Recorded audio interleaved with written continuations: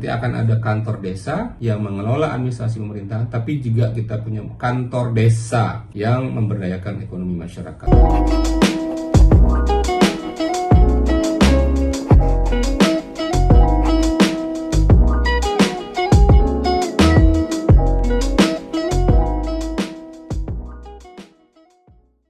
Assalamualaikum warahmatullahi wabarakatuh. Halo teman-teman, karena banyak pertanyaan tentang kampung digital atau desa, saya memutuskan untuk men-share informasi singkat tentang desa melalui video ini. Video ini sengaja dibuat private supaya hanya teman-teman yang memerlukan yang bisa melihat. Oke, kita mulai. Desa adalah kependekan dari Digital Empowered Sales and Service Agents. Untuk memudahkan, kita sebut saja desa. Deskripsi singkatnya adalah program pemberdayaan ekonomi digital berbasis desa. Oke, kita mulai ya penjelasan lebih lanjutnya. Saya ingin berangkat dari penjelasan tentang fakta bahwa misalnya smartphone ini hanya lebih sering dipakai oleh, khususnya misalnya oleh ibu-ibu, oleh emak-emak untuk melihat sosmed, TikTok, dan sebagainya untuk melihat postingan orang. Jadi kita harus berangkat dari fakta bahwa smartphone ini ternyata kurang optimal. Nah, daripada hanya untuk kepoin orang di sosmed, kenapa nggak diproduktifkan untuk cari uang? Kemudian yang kedua, fakta bahwa banyak tempat, banyak kantor, banyak ruang yang menganggur dan sementara itu bisa dimanfaatkan untuk diproduktifkan. Jadi kita bisa bilang bahwa Mas, daripada ruangan di rumahnya nganggur, kosong, kenapa nggak diproduktifkan dan memberikan manfaat kepada orang? Diproduktifkan artinya menghasilkan uang. Nah, berikutnya adalah tentang peluang, tentang tren e-commerce di Indonesia. Kalau kita melihat pembagian e-commerce, di bagian atas itu semua transaksi online, semua transaksi atau jual beli yang menggunakan internet itu kita sebut sebagai online shop. Di bawahnya ada e-commerce, ada marketplace, ada P2P online store. Kita bahas satu-satu. E-commerce itu misalnya adalah platform atau website atau aplikasi yang dimiliki oleh sebuah produk untuk memudahkan konsumennya belanja. Misalnya merek A, merek B punya website, kita beli di sana, beli transaksi di sana. Misalnya merek televisi tertentu atau merek HP tertentu, di situ ada fitur untuk belanja. Itu disebut e-commerce. Tapi ada juga yang marketplace. Marketplace ini adalah tempat bertemunya penjual dan pembeli. Ini yang lebih sering kita pahami sebagai Tokopedia, Shopee, Lazada, Zalora, dan sebagainya. Banyak yang lain sekarang. Dan transaksi paling besar sekarang misalnya ada di Shopee. Tapi ada satu cara transaksi lagi yang kita sebut peer-to-peer online store. Peer-to-peer itu adalah satu orang menawarkan ke yang lain menggunakan apapun, menggunakan sosmed, menggunakan chat messenger dan sebagainya. Nah, online shop juga termasuk di dalamnya adalah social media marketing. Di situ kita punya akun Instagram, misalnya kita jualan atau transaksi di situ, itu juga bisa masuk sebagai online shop. Kemudian kita jualan di Facebook misalnya, itu juga bisa disebut online shop.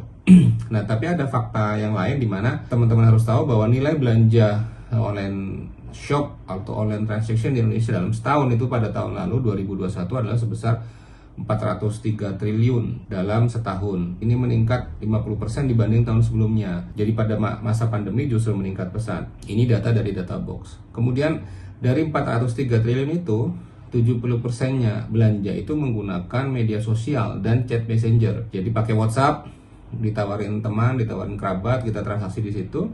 Itu kalau 17%-nya adalah senilai 68 triliun. Itu data dari Sharing Vision yang dimuat di detik.com.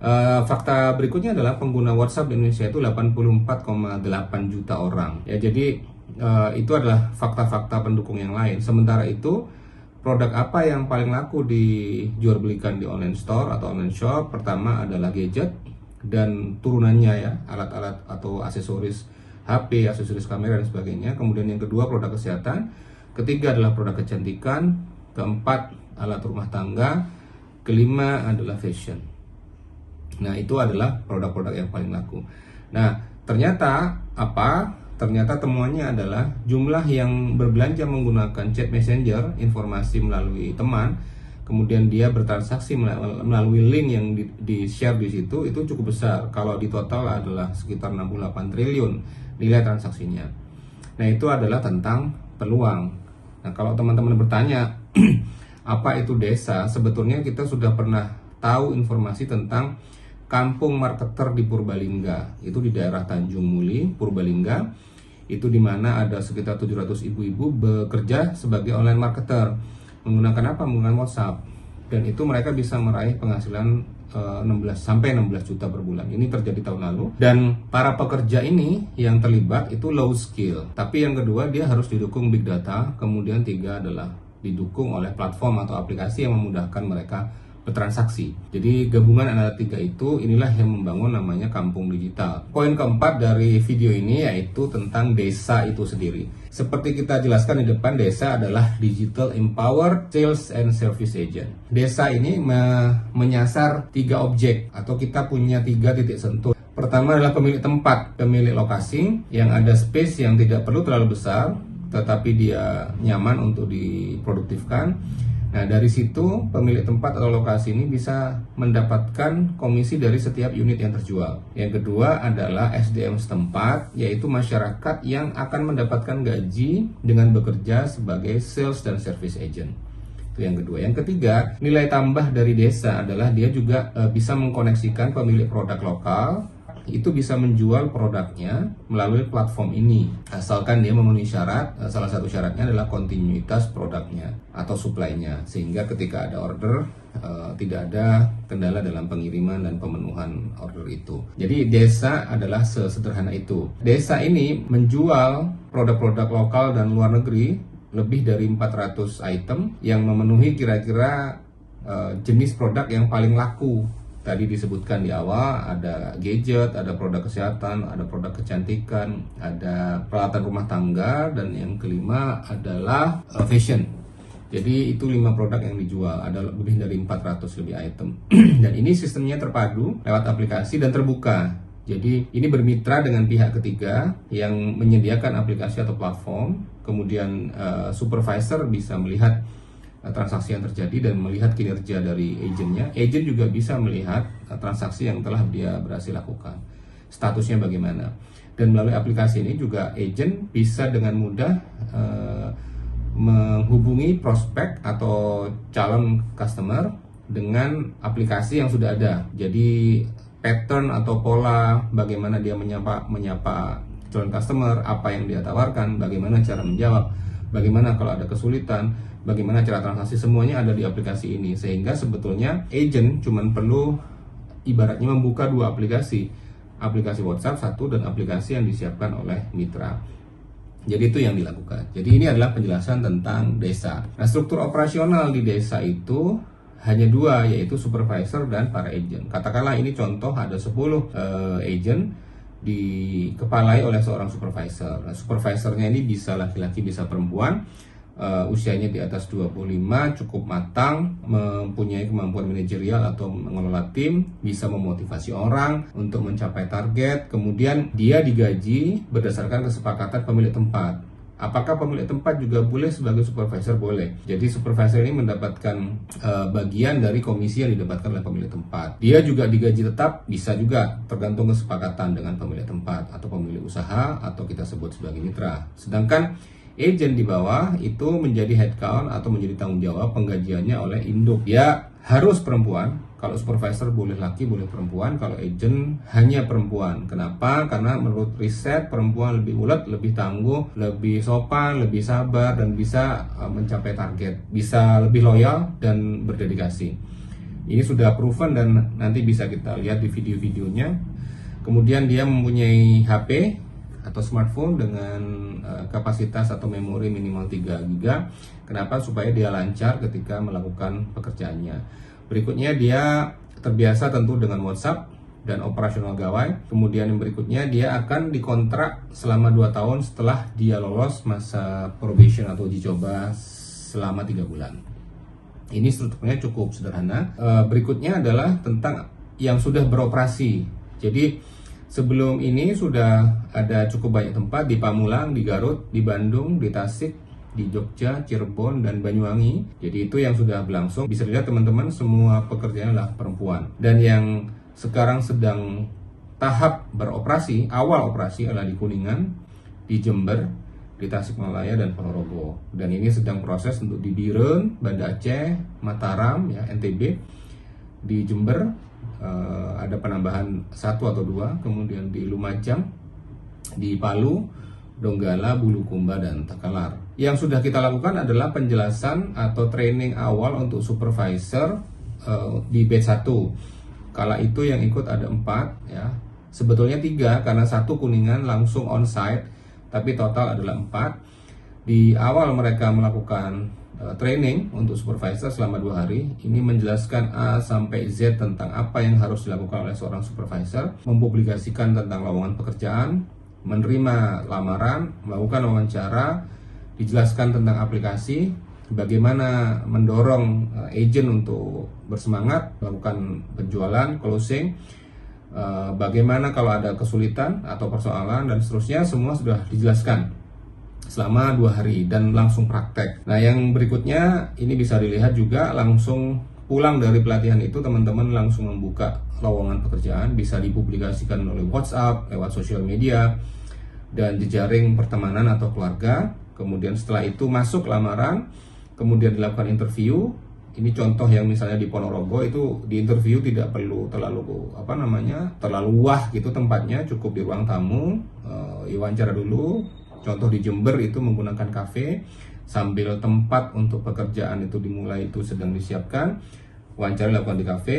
Kemudian yang kiri bawah ini bisa teman-teman lihat adalah bagaimana teman-teman di Kuningan melakukan survei lokasi dan koordinasi. Yang bawah tengah itu tentang ada 8 orang di Tasikmalaya sedang melakukan koordinasi sebelum memulai pekerjaan. Dan yang kanan bawah itu adalah space atau tempat yang kantor yang disiapkan di Kuningan.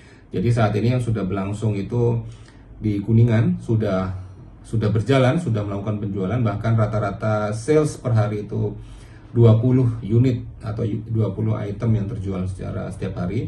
Padahal secara kapasitas yang semula 40 itu belum terpenuhi semua, baru kadang-kadang 5, kadang-kadang 8 ya pekerja yang hadir di situ. Kemudian di Jember itu akan start, di Tasik juga, di Ponorogo juga. Nah, ini yang sudah berlangsung sekarang. Beginilah suasana kerja untuk digital customer service di Kabupaten Kuningan. Ini didesain untuk memuat kurang lebih 40 orang. Ya, bangku sudah siap, sofa kecil, listrik, dan sebagainya yang dibutuhkan. Semoga apa yang kita sedang lakukan ini diberikan kemudahan dan diberikan keberkahan oleh Allah Subhanahu wa taala. Berikutnya adalah ini tentang simulasi proyeksi keuangan. Jadi yang perlu diketahui adalah komisi untuk pemilik lokasi itu adalah 5.000 per sold item. Jadi satu transaksi bisa saja terjadi pemesanan 5 item, jadi 5 kali 5.000. Gitu, yang dihitung adalah unit yang terjual, bukan order. Nah, ini mendapatkan 5.000, kemudian supervisor mendapatkan uang dari mana? Bisa berbagi hasil dengan mitra, atau bisa mendapatkan gaji, atau bisa mendapatkan gaji plus komisi sesuai yang kesepakatan. Kemudian biaya awal yang diperlukan bagi para mitra adalah tentu men-setup kantor, meskipun tidak perlu wah ya, cukup sederhana aja. Cukup meja kursi untuk bekerja, kemudian memastikan ada koneksi internet, wifi maksudnya, kemudian mungkin tambah dispenser untuk minum. Kemudian biaya bulanan yang mungkin muncul itu adalah listrik, air, alat tulis kantor, kemudian snack ya, teh kopi, seperti itu. Nah, ini mungkin poin yang paling penting untuk dilihat, mungkin juga yang paling menarik bagi rekan-rekan adalah bagaimana proyeksi keuangan. Nah, di sini coba kita tampilkan. Jadi tadi komisi per mitra adalah 5.000. Kemudian contoh misalnya di lokasi ini ada 5 agent. Kemudian katakanlah per agent sehari itu bisa menjual 5. Artinya dalam satu hari ada 25 item yang terjual. Dengan asumsi 1 bulan adalah misalnya 30 hari kerja, itu kira-kira yang didapat kotor itu 3.750.000. Kotor maksudnya belum dikurangi biaya operasional kantor. Taruhlah misalnya biaya operasional kantornya 750.000 untuk air, listrik, internet, kemudian snack. Nah, kira-kira yang didapat bersih 3 juta. Nah, asumsi bekerja juga bisa dibuat 30 hari, meskipun kantor adalah katakanlah masuk 20 hari dalam sebulan. Sabtu Minggu sebetulnya bisa digunakan dengan melanjutkan penjualan meskipun di rumah masing-masing. Coba kita simulasikan, misalnya agentnya ada tetap 5, tapi masing-masing bisa menjual 10, maka sehari bisa ada 50 item yang terjual. Kotor yang diterima oleh mitra adalah sebesar 7.500.000. Andai kata agentnya ada 10 misalnya, maka yang terjual adalah 100 per hari atau sebanyak 100 kali 30 per bulan, maka yang didapat adalah 15 juta. Nah, ini beberapa simulasi. Angka penjualan tergantung dari bagaimana rekan-rekan melakukan rekrutmen. Merekrut orang yang tepat, yang termotivasi, yang bersedia dikejar target, kemudian bagaimana teman-teman memotivasi timnya. Nah, jumlah agent itu besar atau kecilnya tergantung kesediaan tempat dan kesediaan bagaimana teman-teman mengiklankan atau mengajak orang untuk bekerja sebagai sales and service agent. Jadi ini beberapa simulasinya. Yang terakhir adalah tahapan kerja. Jadi misalnya rekan-rekan ada minat untuk memproduktifkan lokasi masing-masing, mendapatkan income, kemudian juga memberi impact sosial dan ekonomi kepada masyarakat setempat. Tahapan begini, rekan-rekan isi di form Google yang di bawah itu. Jika tertarik, silakan diisi datanya. Yang diperlukan adalah ketika mengajukan lokasi nomor 1, ada lokasi ini memiliki internet, khususnya wifi. Kemudian ada 1 orang supervisor yang bisa bekerja mengawasi, mengelola timnya. Kemudian setidaknya lokasi ini menampung sekitar 10 orang. Kurang tidak apa-apa, tapi idealnya 1 supervisor bisa memanage 10 orang. Tahap berikutnya akan diadakan pelatihan offline. Ini harus pelatihan offline karena langsung praktek. Jadi supervisor akan dijadwalkan untuk datang ke Jakarta, dilatih di kantor, kemudian dia selama 2 hari melakukan praktek langsung. Akan diajarkan bagaimana melakukan rekrutmen, bagaimana alur kerja, bagaimana menetapkan target, melakukan pengawasan, bagaimana kalau ada masalah. Berikutnya, setelah pulang dari pelatihan untuk supervisor, rekan-rekan bisa melakukan rekrutmen. Buat publikasi, tidak harus canggih, tidak harus pakai desain, diketik lewat WhatsApp juga bisa, tinggal disebarluaskan. Kemudian setelah itu terpublikasi, masyarakat akan mendaftar, teman-teman bisa lakukan interview, kemudian langsung melakukan OJT, langsung dilibatkan dalam keseharian. Nah, kemudian berikutnya setelah itu rekan-rekan masuk ke fase kontrak, disepakati dengan induk perusahaan sebagai mitra, yaitu PT Atensi Indonesia. Teman-teman sebagai pemilik tempat atau mitra bisa deal langsung MOU dengan PT Atensi atau induknya. Sementara rekan-rekan yang bekerja, agentnya, berkontrak dengan Atensi. Setelah ini beres, langsung operasional. 1 orang per hari dari para agen ini mendapatkan data tentang produk yang akan dijual dan data tentang prospek dari customer. 100 data per hari, per orang, yang akan didistribusikan melalui supervisor. Kemudian mulailah proses untuk mempersuasi, untuk sales, sampai dengan closing. Pengiriman di mana? Pengiriman bukan untuk tanggung jawab teman-teman karena akan dilakukan di perusahaan atau mitra di induk. Kemudian selanjutnya mengawasi kerja. Kemudian dalam proses operasional ini, supervisor bisa tetap melakukan rekrutmen sampai ketemu jumlah agent yang dianggap optimal. Misalnya 10 atau 20. Atau dalam contoh di Kuningan tadi sampai 40. Nah, proses dari awal ini sampai dengan siap beroperasi menggunakan pengalaman yang sebelumnya sebetulnya tidak sampai 1 bulan. Angkatan 1 itu 3 minggu sudah langsung beroperasi. Tetapi acuan kita bisa kira-kira 1 bulan. Dari awal persiapan, sampai training, sampai buka rekrutmen, sampai kontrak, sampai beroperasi. Itu kira-kira sebulan waktu yang diperlukan. Demikian teman-teman, jadi program desa ini bersifat voluntary atau sukarela yang menganggap bahwa lokasinya ada, kemudian ada orang yang dipercaya sebagai supervisor untuk mengelola tim, dan supervisor ini sekali lagi bisa merupakan juga orang yang memiliki tempat, kemudian dianggap punya potensi SDM di sekitarnya yang bisa dikaryakan, dan ini bisa memberikan impact sosial ekonomi bagi masyarakat. Jadi sekali lagi kalau teman-teman berminat, di bagian description saya cantumkan Google Form, silakan diisi di sana dan mohon diisi lengkap untuk bisa kita tindak lanjuti. Terima kasih teman-teman, mudah-mudahan penjelasan tentang desa ini bermanfaat, dan sekali lagi kita bayangkan ini nanti akan ada di setiap desa di Indonesia, bisa di tiap kecamatan atau misalnya di tiap desa. Semoga bermanfaat. Terima kasih. Assalamualaikum warahmatullahi wabarakatuh.